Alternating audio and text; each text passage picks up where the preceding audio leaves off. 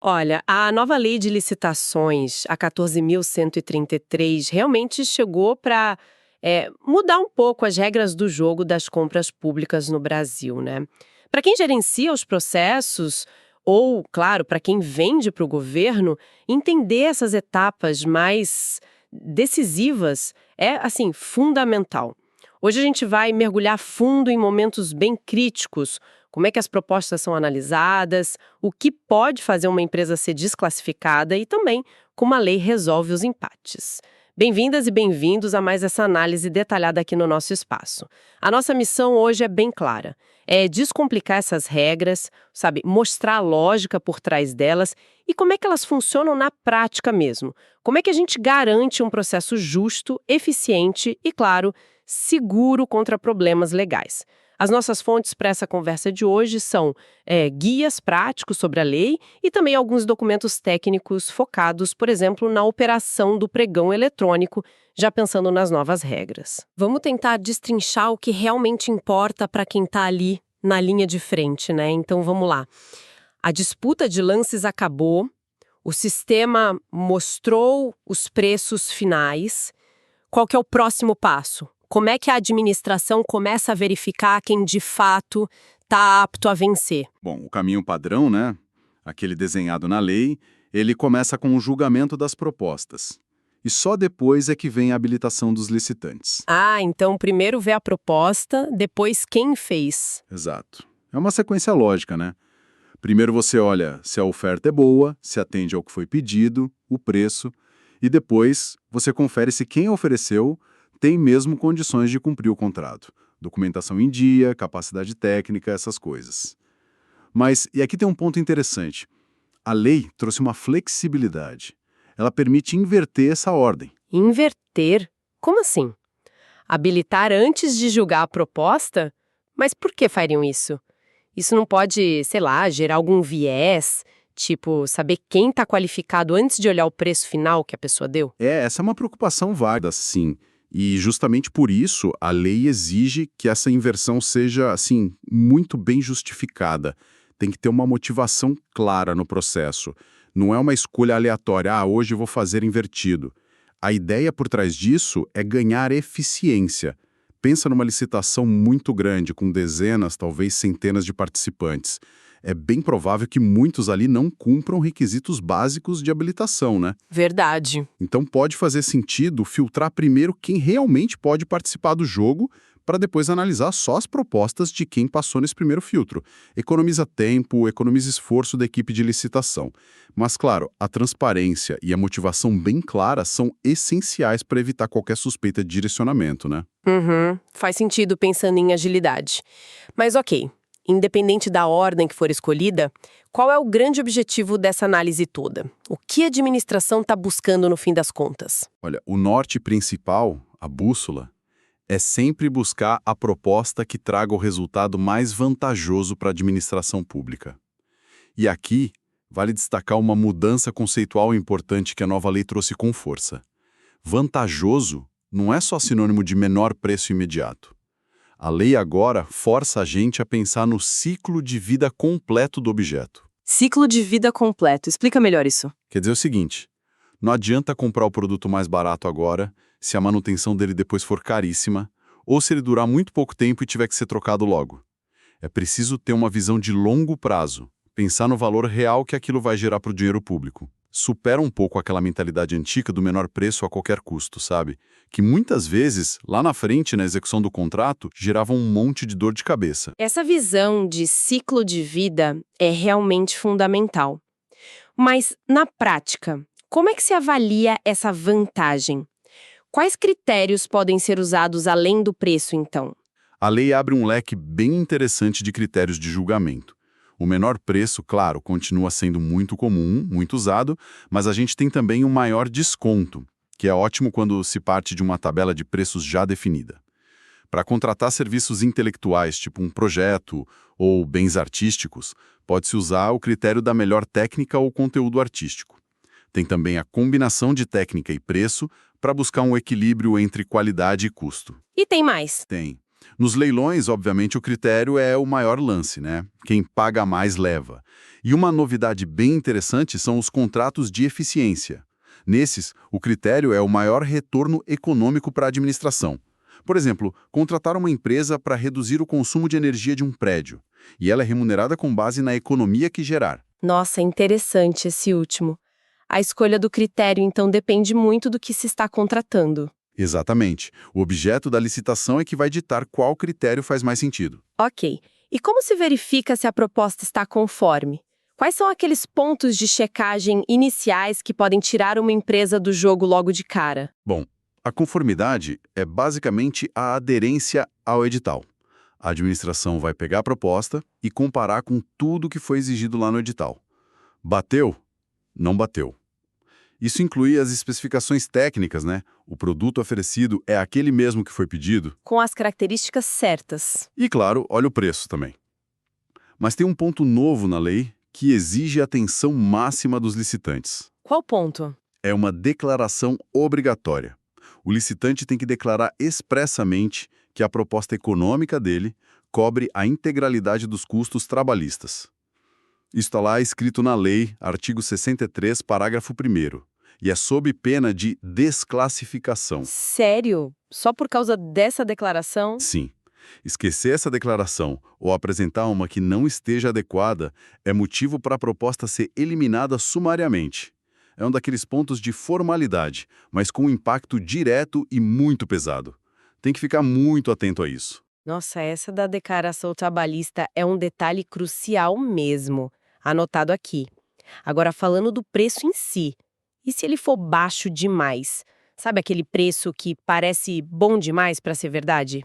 Ah, sim. Aí a gente entra na questão da inexequibilidade. Preços que são claramente insuficientes para cobrir os custos do contrato, esses são desclassificados. A lei tenta dar uma ajuda nisso, estabelecendo até alguns parâmetros numéricos para essa análise. Parâmetros. Tipo quais?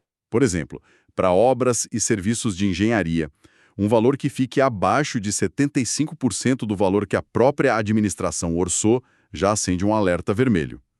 Para outros tipos de bens e serviços, o gatilho costuma ser um valor inferior a 50% da média dos lances válidos dos outros concorrentes. Entendi. Então, se o preço ficar abaixo desses percentuais, a empresa está fora automaticamente, já era. Não automaticamente. Calma lá. Esses percentuais criam o que a gente chama de presunção relativa de inexequibilidade. Ou seja, presume-se que é inexequível, mas a lei garante ao licitante a chance de se explicar, de demonstrar que, apesar daquele preço baixo, ele tem sim condições reais de executar o contrato com a qualidade exigida, ele pode apresentar planilhas de custos detalhadas, pode comprovar que conseguiu acordos muito vantajosos com fornecedores, que tem uma tecnologia que reduz custos, enfim, ele tem que mostrar que aquele preço, para ele, é viável. É o direito ao contraditório, né? Ah, bom. Existe essa chance de defesa, então. Exato. Agora, existe também a situação do erro grosseiro, né? Aquele erro de digitação óbvio. O licitante queria oferecer, sei lá, 50 mil reais e digita 500 reais. Nesse caso, a inexequibilidade é tão evidente, tão absurda, que o lance pode ser simplesmente desconsiderado, sem precisar de muita análise aprofundada, mas, via de regra, a análise de exequibilidade é feita com cuidado na fase de julgamento e dando chance de defesa. Entendido. Preços inexequíveis, falta da declaração trabalhista, são causas claras de desclassificação. Mas que outras falhas na proposta podem levar a essa eliminação? O que mais pode dar errado para um licitante? A lei, lá no artigo 59, lista outras situações importantes. Por exemplo, se a proposta tiver o que a lei chama de vícios insanáveis. Vícios insanáveis. O que seria isso? São defeitos graves, erros que não têm como ser corrigidos depois, que comprometem a própria essência da proposta. Outro motivo claro é se a proposta simplesmente não atender às especificações técnicas do edital, oferecer um produto diferente do solicitado, por exemplo. Isso é básico. E tem uma cláusula mais genérica também, qualquer outra desconformidade com as regras do edital, desde que essa falha seja considerada, adivinha? Insanável. Exatamente, insanável, que não dê para consertar. Essa distinção entre o que é sanável, que dá para corrigir, e o que é insanável, que não tem conserto, parece ser o ponto-chave aqui, né? E quanto aos pequenos erros, aquelas falhas mais formais, um errinho de digitação que não muda o conteúdo, uma assinatura que faltou num anexo, a lei antiga era muito criticada por isso, né? Por um formalismo excessivo que eliminava boas propostas por detalhes mínimos. Como é que a nova lei lida com isso? Esse é um dos grandes avanços da Lei 14.133. Pode respirar aliviado quem participa de licitação. Ela bate muito na tecla da razoabilidade e do aproveitamento dos atos, o princípio do formalismo moderado. A lei diz claramente, lá no artigo 12, inciso 3, que erros ou falhas que não alterem a substância dos documentos, que não comprometam a aferição da qualificação da empresa ou a compreensão do conteúdo da proposta, esses erros não devem levar à inabilitação ou à desclassificação. Ufa!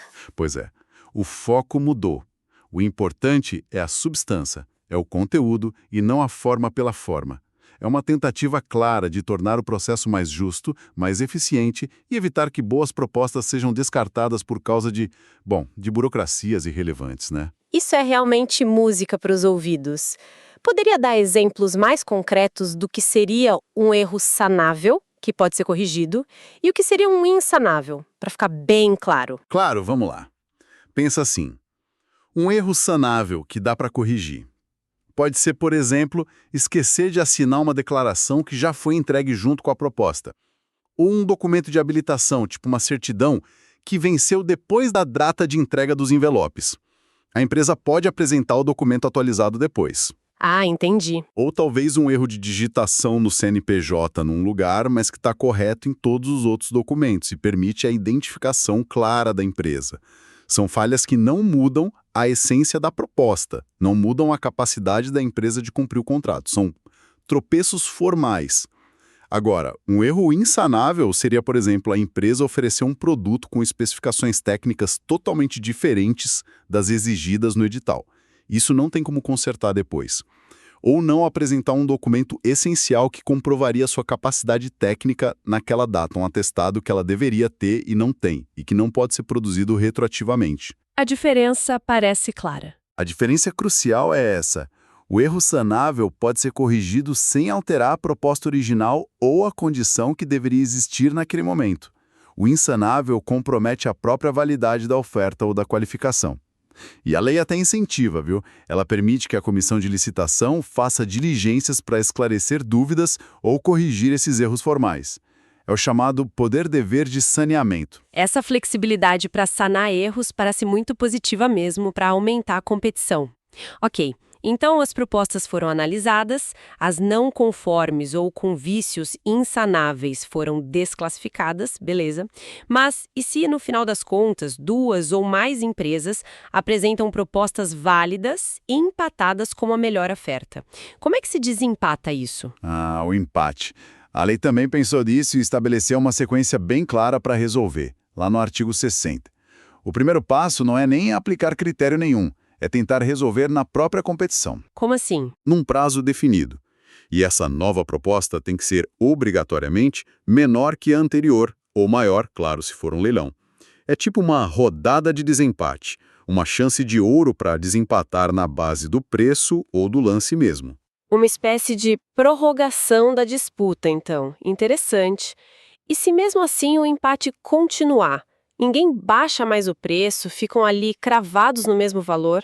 Aí sim, se a disputa final não resolver, entram em jogo critérios objetivos de desempate. E a lei estabelece uma ordem de preferência bem definida para aplicar esses critérios. Não é aleatório. Qual a ordem? Primeiro, a lei manda avaliar se os bens são produzidos ou os serviços são prestados no território nacional.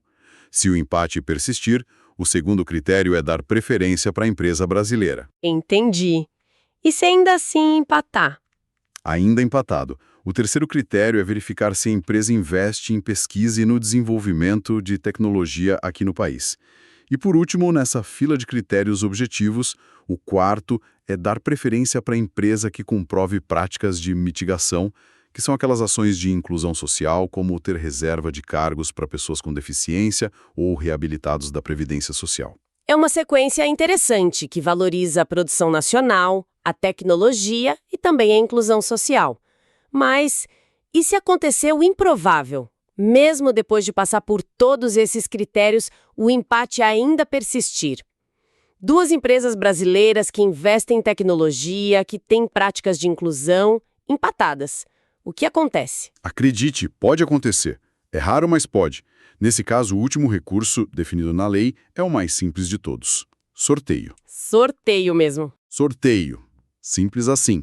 Mas olha, antes de chegar em toda essa sequência que eu falei, disputa final, critérios objetivos, sorteio é fundamental lembrar de uma regra que tem prioridade sobre tudo. Qual regra? O tratamento diferenciado para as microempresas MS e empresas de pequeno porte EPPs. Elas têm regras de desempate próprias, que vêm lá da Lei Complementar 123, a Lei do Simples Nacional. Essas regras têm precedência. Ah, é verdade. Tem o benefício para as MEs e EPPs. Como funciona isso no desempate? Funciona através do chamado empate ficto. Empate ficto? O que significa isso? Significa o seguinte: mesmo que a proposta de uma ME ou EPP não seja exatamente a de menor preço, mas ela esteja próxima da melhor proposta de uma empresa grande, Quão próxima? geralmente a lei fala em até 5% acima no caso do pregão ou 10% em outras modalidades. Se a proposta da MEP estiver dentro dessa margem, considera-se que houve um empate técnico, um empate ficto, mesmo não sendo o mesmo valor. E aí a MEI ou EPP tem a prerrogativa, a chance de cobrir a melhor oferta da empresa grande. Se ela igualar ou baixar o preço, ela leva o contrato. É um mecanismo muito poderoso para fomentar os pequenos negócios, para dar chance a eles de competir com os grandes. E tem mais uma ferramenta interessante na lei que não é exatamente um critério de desempate para o primeiro lugar, mas afeta a dinâmica depois que o vencedor já foi definido. O que seria? É uma possibilidade, lá no artigo 56. Se a diferença de preço entre o primeiro colocado e o segundo for de pelo menos 5%, a administração pode, não é obrigada, mas pode, se quiser e justificar, reiniciar a disputa aberta só entre os demais colocados, do segundo em diante. Para quê? O primeiro já ganhou. Exato, o primeiro lugar não muda. Mas isso pode ser útil para obter preços melhores dos outros licitantes. Pensa, por exemplo, em formar um cadastro de reserva com preços mais competitivos ou para ter uma referência melhor para futuras negociações ou contratações. É mais uma ferramenta para buscar eficiência. Uau! Realmente são muitos detalhes, muitos pontos de decisão importantes nessas fases de análise, desclassificação e desempate. Pensando agora nos gestores públicos que nos ouvem, que estão ali na ponta conduzindo esses processos.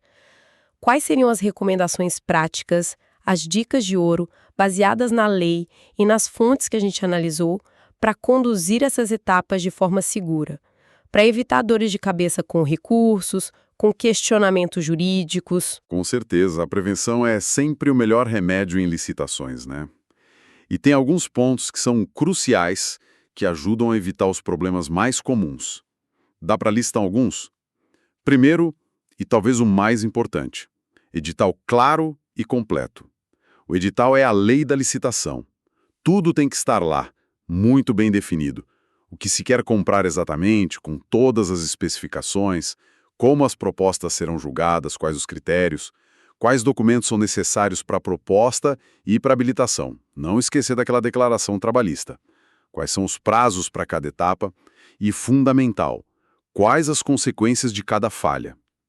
Edital ambíguo, omisso, é receita para confusão e para impugnação.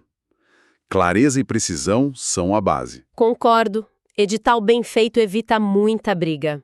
Qual o segundo ponto? Segundo, motivação explícita. Cada decisão relevante tomada pela comissão ou pelo agente de contratação precisa ser justificada por escrito lá nos autos do processo. Por que desclassificou a proposta da empresa X? Tem que dizer o motivo. Por que considerou o preço da empresa Y inexequível? Tem que demonstrar a análise. Por que habilitou ou inabilitou a empresa Z? Tem que indicar os documentos ou a falta deles. Por que usou tal critério de desempate? A falta de motivação é um vício grave, pode anular o ato administrativo. É um princípio básico da administração pública.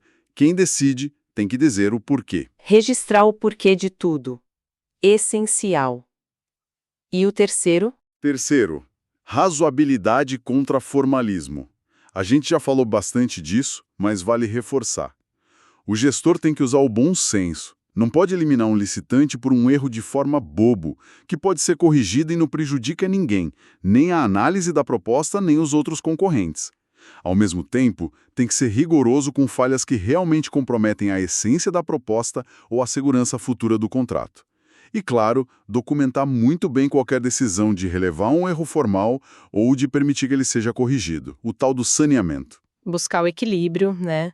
Nem 8 nem 80. Exatamente. Quarto ponto. Seguir o rito processual. A lei define as fases da licitação, os prazos para recurso, para apresentar documentos. É fundamental cumprir esse rito, registrar tudo corretamente, passo a passo.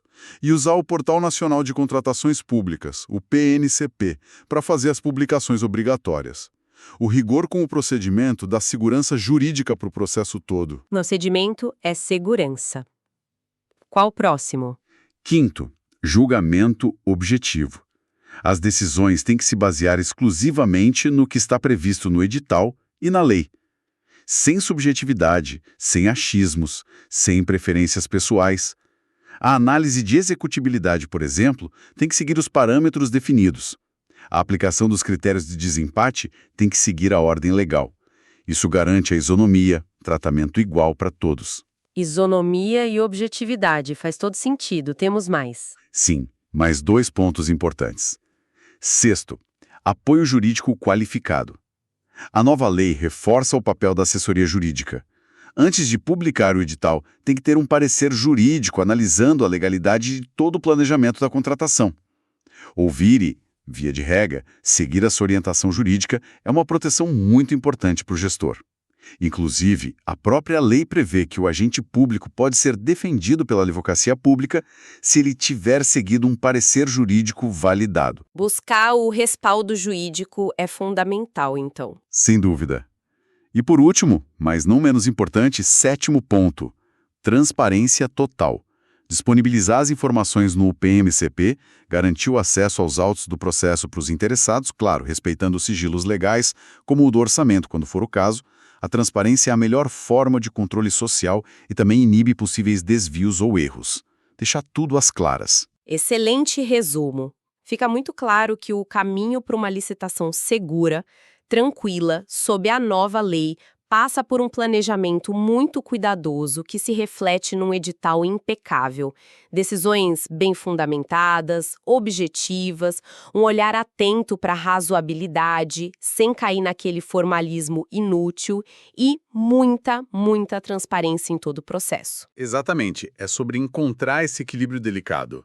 Ser rigoroso o suficiente para proteger o dinheiro público e garantir que o contrato vai ser bem executado, mas sem criar barreiras desnecessárias que acabem afastando bons competidores por meros detalhes formais. O foco tem que ser a eficiência e a seleção da melhor proposta, no sentido mais amplo da palavra melhor. Para a gente finalizar nossa conversa de hoje, que foi super rica, que provocação ou pensamento final a gente pode deixar para quem está aí lidando com esses desafios no dia a dia? Seja gerenciando licitações pelo lado da administração ou preparando propostas pelo lado das empresas. Olha, eu sugiro uma reflexão sobre a ponte, a conexão entre essa fase que a gente discutiu, a seleção da proposta e a futura execução do contrato. Pensem um pouco em como a análise de conformidade e, principalmente, a análise de execuibilidade, aquela que diz se o preço oferecido é viável ou não, como ela se conecta com a matriz de alocação de riscos. A matriz de riscos, que é outro instrumento importante da nova lei, né? Exatamente. Um documento que a nova lei incentiva e, em alguns casos, até obriga a incluir nos contratos. A pergunta que eu deixo é: uma proposta que foi considerada execuível, talvez ali no limite do aceitável, como é que ela vai se comportar lá na frente, na prática, se um risco que estava previsto na matriz e que foi atribuído ao contratado realmente acontecer. Será que aquele preço baixo vai aguentar o tranco? Fazer essa conexão mental entre a análise da proposta hoje e os potenciais problemas de execução amanhã, acho que pode ser um exercício muito valioso. Ajuda a antecipar dificuldades e, quem sabe, a desenhar editais e contratos mais resilientes, mais preparados para a realidade. Uma conexão muito pertinente essa, sem dúvida, ligar a análise da proposta lá no início com a gestão dos riscos contratuais lá na frente. Mostra como as fases do processo estão todas interligadas e exigem mesmo um olhar integrado do gestor. Realmente há muito a considerar para navegar com sucesso na nova lei de licitações.